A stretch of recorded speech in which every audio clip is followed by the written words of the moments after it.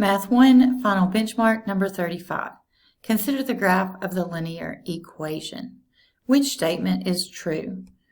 The point 0, 3 is on the line. Okay, so remember this is an x, y point. So if my x is 0 and my y, that is true. So that's probably the correct answer. The point 0, negative 6, 0, negative 6, that is not on the line. The graph represents the equation. All right, I can do my x and y intercepts quickly and see if that works. If I plug in 0 for x, all right, plug in 0 for x, that makes that 0, divide 18 by 6, so y equals 3. Then plug in 0 here and divide 18 by 3, x equals 6.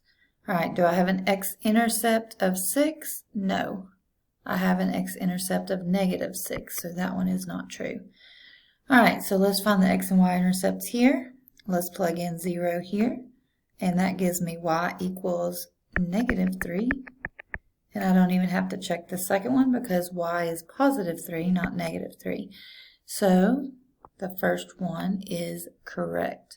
The point 0, 3 is on the line. So for number 35, the answer is A.